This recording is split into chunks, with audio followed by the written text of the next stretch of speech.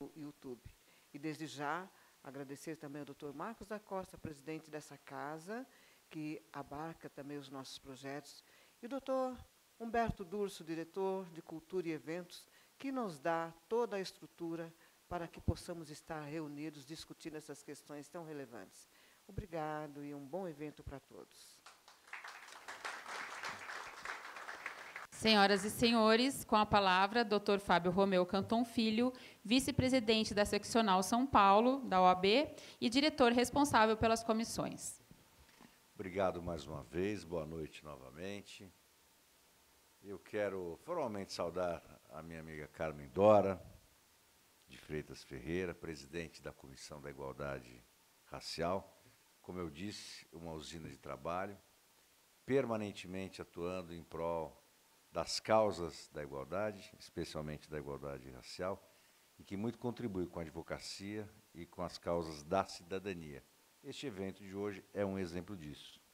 Quero saudar também a doutora Diva Gonçalves Zito Miguel de Oliveira, presidente do Movimento da Mulher Negra Brasileira, membro da Comissão da Igualdade Racial, que, em parceria com a comissão, promove este importante evento. E também a doutora Cléia Maria Ferreira Lima, que é secretária da Comissão da Igualdade Racial, todas as autoridades já nominadas, advogadas, advogados, senhoras e senhores, meus queridos amigos. É muito importante termos na nossa casa, a Casa da Advocacia e da Cidadania, como passou a ser, inclusive, formalmente designada nas novas inaugurações pelo Estado todo de São Paulo, eventos como esse, eventos que trazem a história, que trazem a verdade da história, que promovem, ao mesmo tempo, a cultura do povo brasileiro e a igualdade. E isso é muito importante. Em tempos especialmente críticos e agudos, como os que vivemos, é muito importante termos pessoas pensando melhor, pensando na verdade, pensando no próximo, pensando em como podemos construir uma sociedade mais justa e mais fraterna, como podemos construir uma sociedade mais igual. E isso é muito importante. Eu, muito recentemente, escrevi, agora, semana passada, publiquei um artigo que tratava justamente de causa, não é, Carmen, da igualdade por eventos recentes e abomináveis de racismo e que merecem a resposta permanente da sociedade. Não só da OAB, não só dos advogados, não só das autoridades, mas especialmente da sociedade. A sociedade brasileira precisa aprender a combater temas que fogem da igualdade, temas que agridem os seres humanos em qualquer vertente. De modo que evento como este de hoje me dá muita satisfação. Nós estávamos, Carmen, em reunião de diretoria, a diretoria permanece ainda em reunião. Fiz questão de estar aqui, trazer um abraço do nosso presidente Marcos da Costa, justamente pela importância e pelo simbolismo de eventos como esse, que você faz de forma permanente, em prol, como eu disse, repito, não só da advocacia, mas especialmente da cidadania. Tivemos, no ano passado, um evento aqui maravilhoso, no sábado, em parceria com a Comissão Nacional da Verdade da Escravidão Negra no Brasil, com a exibição do filme Menino 23, espetacular, sensacional, todos aproveitaram muito no sábado de manhã, né? Um filme que eu recomendei à exaustão para todos que eu conheço, e assim nós vamos caminhando, quem sabe, para um Brasil um pouco melhor, que esse é o desejo de todos nós. Tenho certeza que todos terão um grande evento hoje, e isso tornará a todos, não tenho dúvida, um pouco melhores.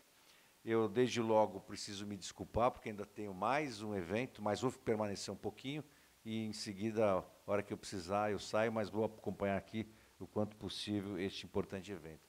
Parabéns, doutora Carmen, parabéns, doutora Diva, doutora Cléia, parabéns a todos os senhores que estão aqui para acompanhar este que é um importante evento, e vocês todos que constituem, como disse a Carmen no início, uma seleta plateia da resistência positiva. Bom evento a todos vocês. Parabéns. Com essas palavras, senhoras e senhores, Desfaça esta mesa diretora e, dentro de instantes, daremos início à apresentação das palestras sobre a história da África, fim dos impérios africanos, dominação europeia e diáspora africana. Passo a palavra à doutora Carmen. Nós vamos... Desculpa, só para quebrar o protocolo, o cerimonial já o fez, mas eu faço questão, evidentemente, de transferir a presidência dos trabalhos à minha amiga Carmen Dora. Só para não perder a oportunidade de falar mais um pouco. Obrigado, gente. Obrigado. Bom, então, recebida a presidência, eu convido o professor Natanael para dar início aos trabalhos dessa noite. E ficamos muito, realmente, alegres com a sua presença, doutor Canton. E leve o nosso abraço à diretoria, ao presidente Marcos. Professor Natanael. O professor Natanael é escritor, pesquisador, membro fundador do Núcleo de Estudos Afro-Brasileiros da Unicamp, membro atuante do Núcleo de Estudos e Preconceito e Intolerância, diretor artístico da Associação Liberdade, Canto e Dança. Gente do céu, hein? Tem tanta coisa. Boa noite a todos. Gostaria de cumprimentar a mesa através da presidente desse movimento maravilhosa, a doutora Diva. Eu vou contar a vocês que hoje será um momento diferente para nós.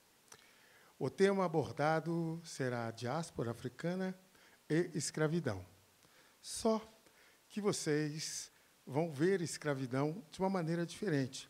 Primeiro, porque eu serei o portador da história da escravidão. Só que eu não vou contar a escravidão como escravo. Eu vou contar da escravidão como os meus ancestrais vieram para cá. Os meus ancestrais, antes de chegar aqui, eles eram reis, príncipes. Os meus ancestrais, que são os seus ancestrais, eles trouxeram muita informação, muita cultura, muito prazer de ser africano. E a diáspora africana faz parte, não da escravidão, mas do descontentamento do povo africano com o colonizador ou com o próprio rei, com o próprio reinado, com as diferenças de etnias que acontecia no continente africano, como acontece até hoje. Então, a professora Lucila, ela irá falar sobre diáspora africana.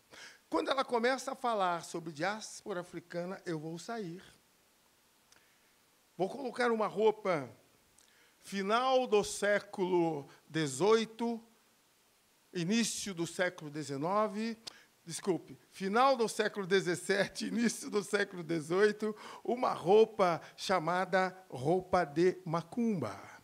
Porque a palavra macumba, no idioma banto, é roupa de festa, porque a palavra macumba, vocês lembram das outras aulas, significa festa. Então, irei colocar uma roupa, e aí sim eu vou começar a narrar a história da escravidão, com canções, com poemas, com alguns quadros pitorescos, sim, porque a escravidão, nós temos que falar dela, mas não como tadismo.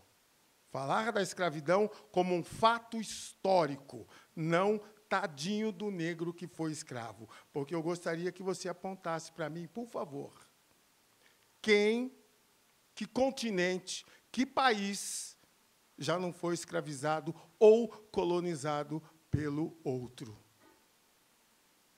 Ninguém vai poder falar nenhum, porque todos já foram. Só que o nosso só faz 130 anos que assinaram a tal de Lei Áurea. Nós somos os últimos, aqui no Brasil. Se você falar do continente africano, se você só olhar um cadinho só para a África do Sul, não faz 30 anos. Não faz 25 anos. O quê? Então, por favor, fale a respeito da diáspora africana, com toda a nobreza que você tem, com todo o amor que você tem sobre a causa do negro, que nós confiamos em você para trazer esse recado da diáspora africana.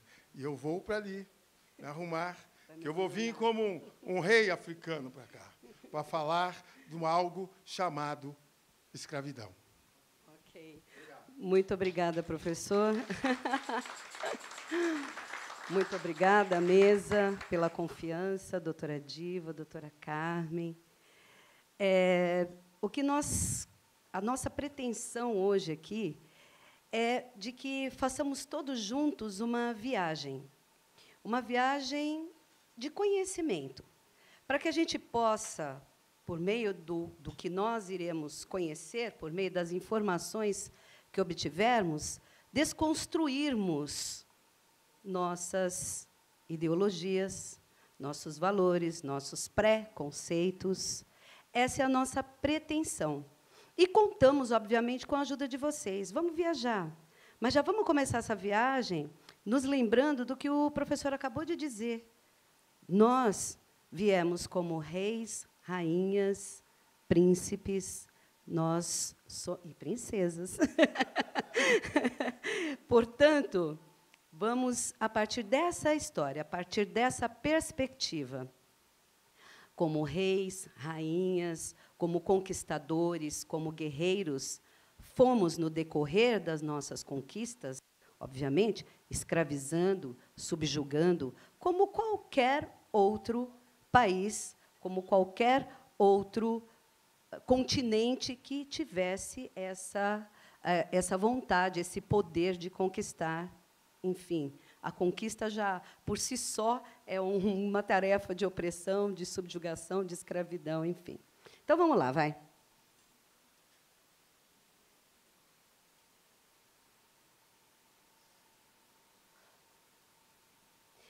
Tradicionalmente, a palavra diáspora tem sido utilizada para designar a dispersão dos judeus a partir do seu lar histórico, Israel.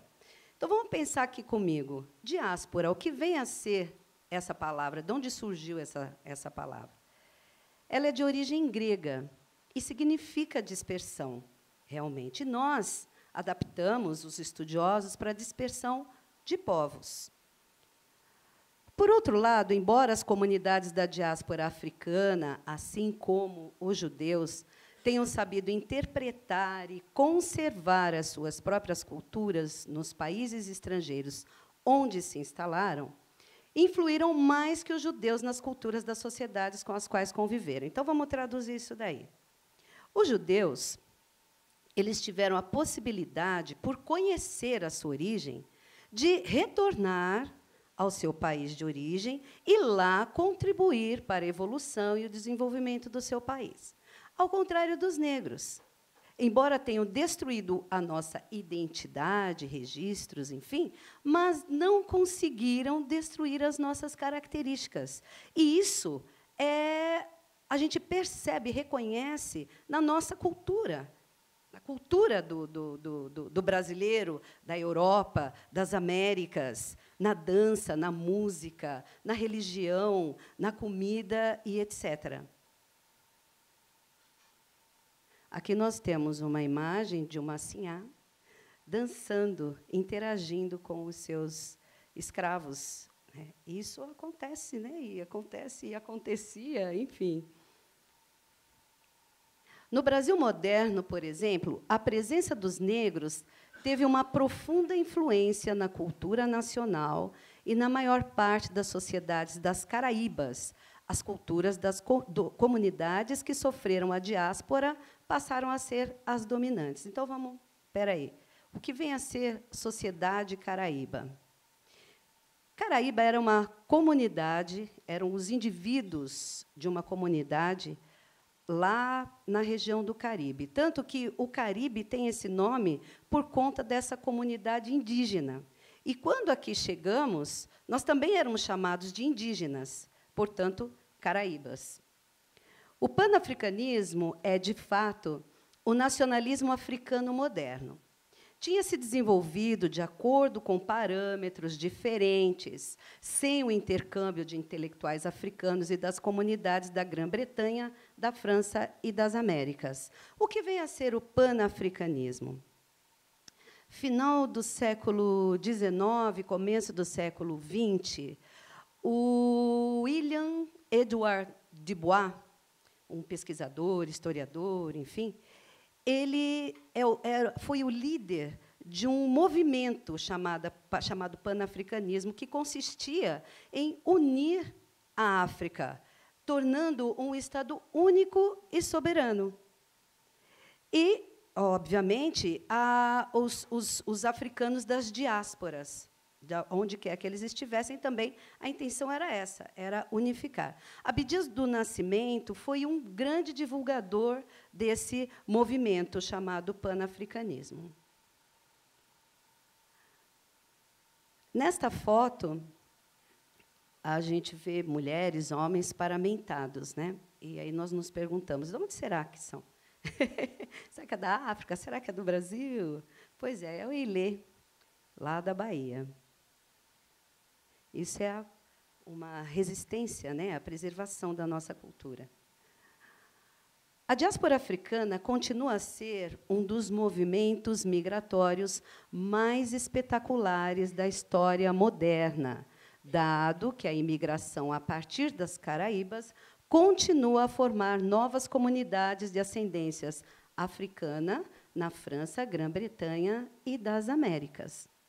A presença de negros fora da África remonta, no mínimo, à antiguidade clássica, época durante a qual, no Rio Nilo e no deserto do Saara, eram vendidos pequenos contingentes de africanos que empreendiam o caminho para o norte.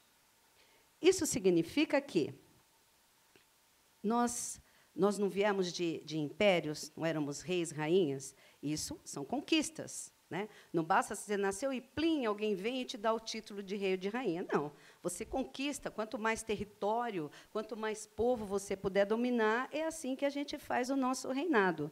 E, nessa época, não diferente de qualquer outro conquistador, nós fazíamos essa como é que chama? Permuta, né? A gente trocava homens por alimentos, por metais, até porque nós éramos muito ricos no que se refere a metal, a metalurgia, uma tecnologia bastante desenvolvida, como nós já vimos em aulas anteriores. A fuga dos oprimidos. Como bem lembrou o professor Natanael, e como nós estamos fazendo uma viagem, nós também vamos nos lembrando que, na nossa história, na história da humanidade, é natural que isso aconteça. Tem um momento que todo mundo fecha com quem está no poder, não é assim? Mas aí vão acontecendo situações, as circunstâncias vão fazendo com que haja as separações, e, nessa de se separar, alguns ficam e guerreiam para conseguir conquistar o poder do outro. E outros que não querem se envolver saem e vão à procura de um local onde haja paz, onde atenda às suas reais necessidades. Nós sabemos muito pouco, nós e todos os historiadores e pesquisadores, da história dos expatriados que viviam em sociedades islâmicas. E por que a gente sabe muito pouco? Nós sabemos que toda a informação que a gente tem veio através da oralidade. Nós não temos registros escritos. Então, a maioria era adquirida para serem criados. Algumas mulheres destinavam-se a concubinas e muitos homens eram utilizados como eunucos ou militares. Em meados do século XI, dos 100.000 soldados que integravam o exército egípcio, 30.000 eram negros. E vale salientar aqui que esses 30.000 valiam por 200.000, que eram guerreiros. Eles iam à luta realmente. Embora este recurso tenha resultado menos aconselhável depois da Guerra dos Negros do ano de 1169, em que 50.000 africanos amotinados estiveram quase a derrubar Saladino no Cairo. Esse Saladino, no século XI, foi um imperador tido como diplomático, generoso. Ele sentava com o inimigo para conversar, para saber, olha, nós estamos querendo invadir aí, mas, de repente, o que você nos oferece? Como é que a gente pode resolver essa questão? Então, era um cara muito didático, diplomático e humilde também. E quase que os negros, 50 mil negros, conseguiram derrubar o governo dele. Por que a gente fala a respeito de Saladino? Só para a gente ter uma ideia de que não era um governo qualquer, era um governo forte, sólido, onde haviam muitos que compactuavam com os seus ideais, né, com os ideais de Saladino. No norte da África, muitos foram utilizados como galeotes. Galeotes são aqueles escravos das galeras, sabe? Os remadores, eles eram condenados a viver ali, né? E nas cidades, estado do Golfo Pérsico, destinaram-se a trabalhar nas plantações de tamareiras, como pescadores de pérolas, trabalhadores portuários e como marinheiros. Poucos se distinguiram politicamente pelos seus feitos civis ou militares.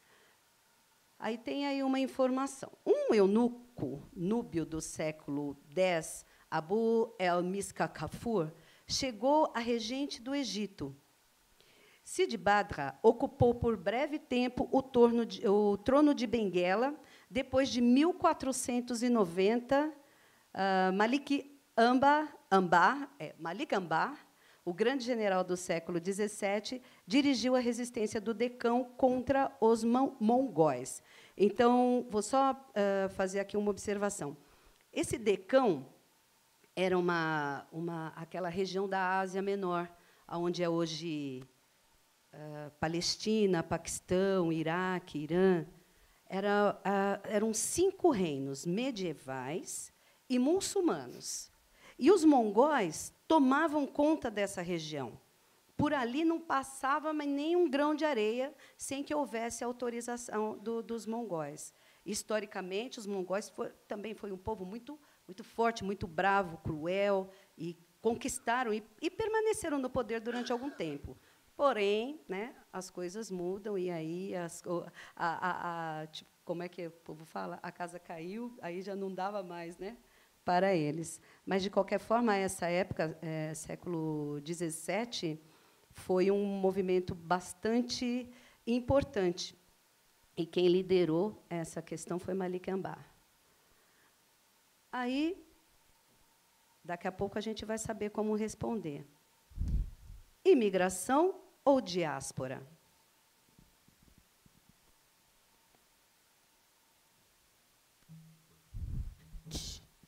A história que vamos contar a vocês.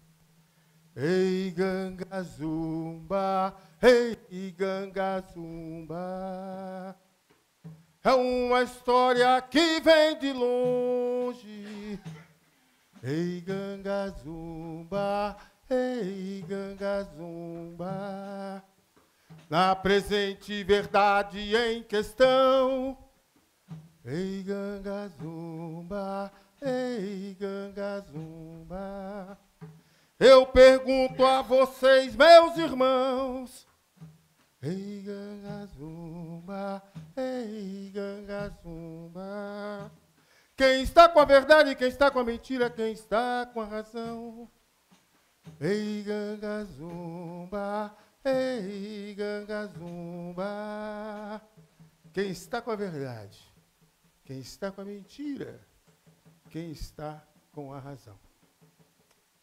O meu ancestral, antes de chegar aqui como escravo, o meu ancestral, que é o seu ancestral, tinha roupa com pedreria, rubim, diamante.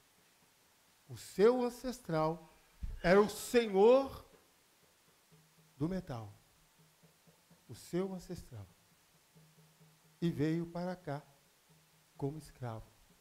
Então não custa lembrar as negras lembranças quando ao Brasil chegou, com seus irmãos de sofrimento e dor, levaram-no ao mercado de escravo lavradio, e ele era escravo. Só não parecia pálido porque o negro não empalidece. Tiveram a bordo daquele horrendo infernal comboio várias crises desentéricas Que merda de vida. Por quê? Porque Alá permite isso.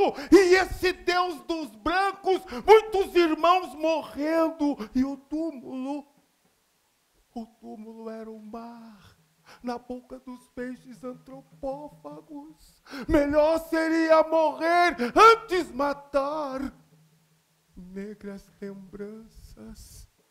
Das negras lembranças, as feridas em carne vivas, tratada com sal, pimenta e vinagre, uma dor que doía tão fundo, quase tanto quanto a saudade no peito. Nu! Ao pé da rua era bicho, pudor, a moral que um animal não pode ter, irracional. Das negras lembranças, o alimento, fubá no coxo, como se fosse um bicho selvagem, mas que era gente sim, sempre acreditara nisso, agora não se sentia como um tal. Das negras lembranças, das negras lembranças, quando ao Brasil chegou, deixou de ser rei, deixou de ser guerreiro, deixou de ter vestimenta com fios de ouro, para se tornar escravidão. Teve início com a produção da cana-de-açúcar, metade do século XVI, final do século XV, e trouxe a riqueza para o Brasil. Das negras lembranças, e nós nem sabemos que o seu ancestral andava assim. Olha o tamanho do rubi. Andávamos assim.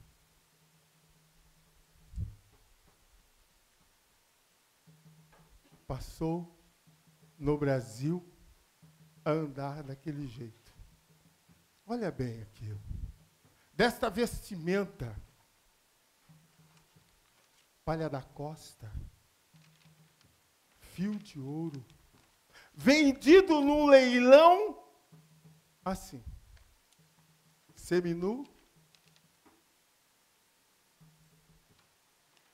A escravidão no Brasil chegou a este ponto. Mas você não consegue entender que lá no fundo tem uma criança. Era vendido também assim. Engraçado que nós não temos essa relação de quem éramos, de quem somos, aonde estamos, aonde nós iremos. A escravidão, verdade.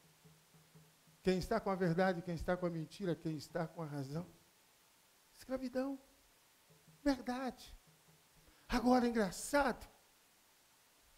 Opa. Navio negreiro. Oh, navio negreiro. Oh, navio negreiro. Navio negreiro. Transporte era feito da África para o Brasil nos porões. Navio negreiro. No navio negreiro, imagine você, no navio negreiro, a dor que o seu ancestral passou. Tirou essa veste, entrou no porão de um navio negreiro que não cabia um homem em pé. Saiu do príncipe, do rei, do guerreiro, e se tornou escravo. O banzo. Sabe por que o banzo? Porque ele deixou a sua nação, ele deixou a sua mulher, ele deixou a sua plantação, ele deixou a sua mina de ouro, ele deixou tudo para trás. O banzo era a pior doença, a saudade da terra. do amor distante, o vergão da chibata no lombo, a dor. Castigo de um feitor malvado, obediente, robô, da vontade suprema de um senhor estúpido. O tédio doía, mas mesmo assim cantavam. Jambacacumbi querema, turirauê. Jambacacumbi querema, mapiá, turirauê. Mapiá. Cansados de tanto apanhar. As fezes, ali. A comida, ali também. A dor, o vergão na chibata no lombo. Engraçado que eu esqueço disso com uma facilidade tão cômoda. Eu esqueço disso com uma facilidade tão ímpar, que o meu ancestral passou. E a minha reivindicação é choramingar. Eu quero incorporar o meu ancestral rei, o meu ancestral príncipe, o meu ancestral coberto de ouro, de linho, costurado com linha de ouro. Eu quero incorporar isto, porque isso vai me fazer melhor. Não posso pular a escravidão, mas eu tenho que buscar a força do meu ancestral, do seu ancestral. Porque se eu não fizer isso, eu fico no tadismo. E o tadismo dói. Eu quero o empoderamento. Talvez eu erre nessa mudança, hein? Olha, gente. Agora, olha que engraçado. Nas fazendas de açúcar, ou nas minas de ouro, a partir do século XVIII, os escravos eram tratados da pior forma possível. Mas engraçado, século XVIII no Brasil, a produção de cana-de-açúcar, o ouro. Quem gostaria de ter um Camaro aqui? Eu também. Mas só que aquela peneira de tirar o ouro do rio se chama Camaro. Seu ancestral que deu o nome de Camaro, mas ele não deu aqui no Brasil, ele deu na África. E hoje você sabe o que é Camaro. Poder. Imagine você com uma peneira chamada Camaro, que o seu ancestral desenvolveu, e você não enxerga isso como seu, patrimônio seu, coisa sua, não é do outro continente a não ser o nosso.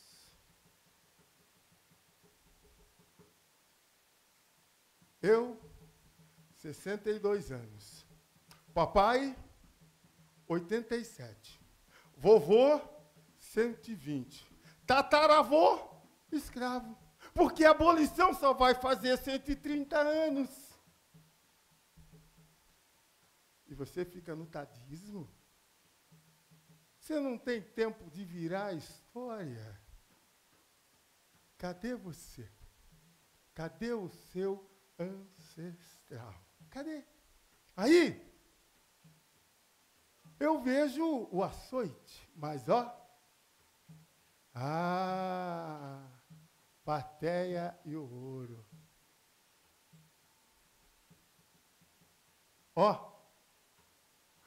Minas de ouro e diamantes na África livre.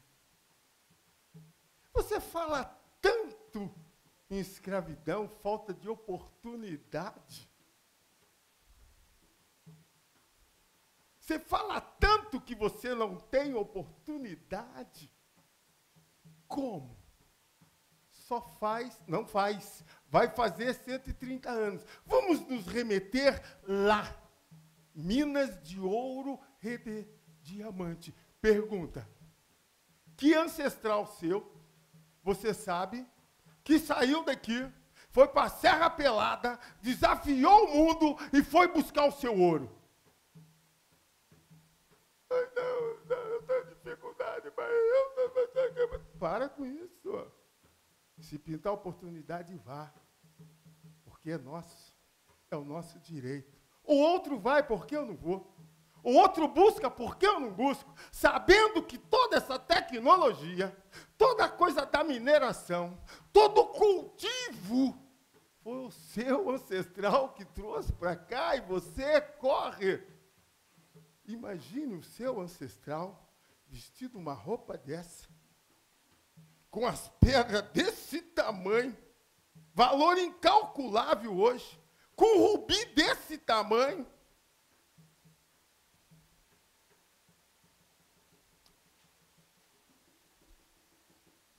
A minha história, todo dia, muda. Não vou tirar minha condição de escravo, porque eu fui junto com o meu tataravô. Mas o outro ancestral meu, que deveria ter hoje aqui 350 anos, se vestia assim.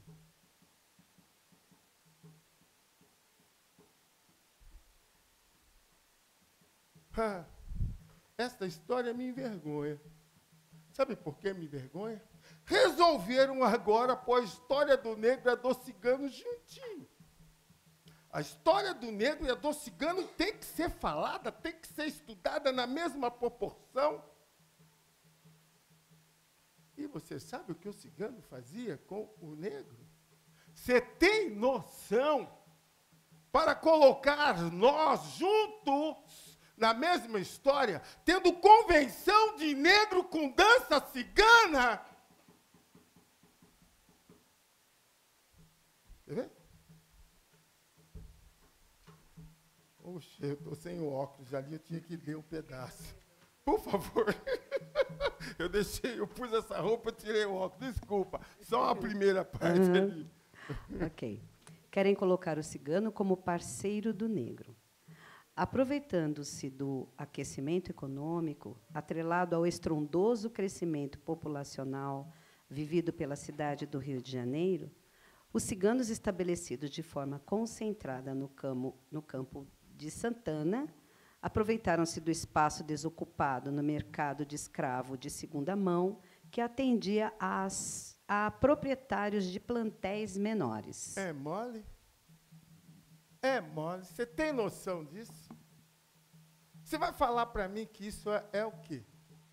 Como é que o meu filhinho, o meu netinho, vai estudar, vai incorporar a história dos ciganos no mesmo sofrimento meu, do meu ancestral, sendo que os ciganos enriqueciam vendendo o negro, chamado escravo de segunda mão.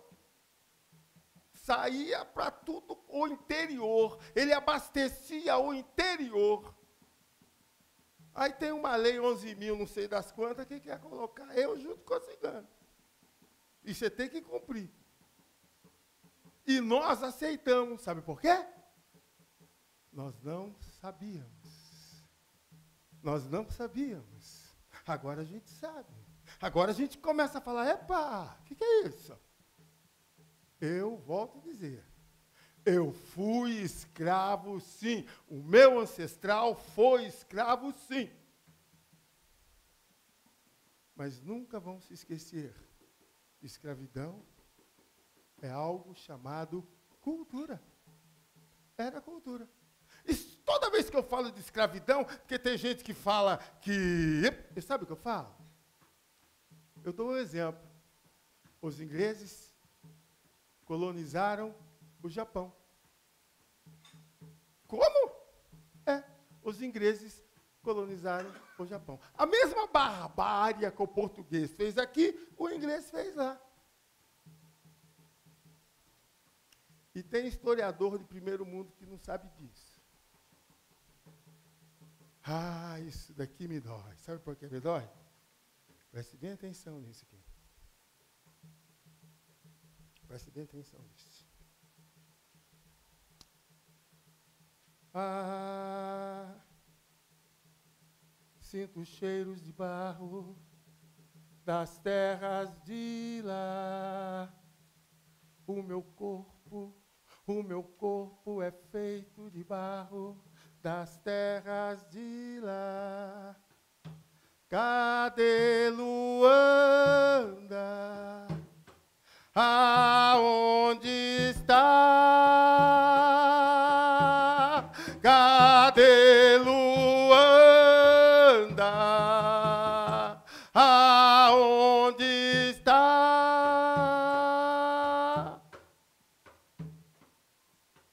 Cheiros, cheiros, cheiros, cheiros. Sinto cheiros de barro das terras de lá. O meu corpo é feito de barro das terras de lá. Luanda! Cadê Luanda? Aonde está? Cadê Luanda? Aonde está? Quebra dor, quebra saudade, quebra tudo que encontrar. Eu arrebento o mastro, eu rasgo as velas, eu arrebento as correntes, quebro tudo até cufar.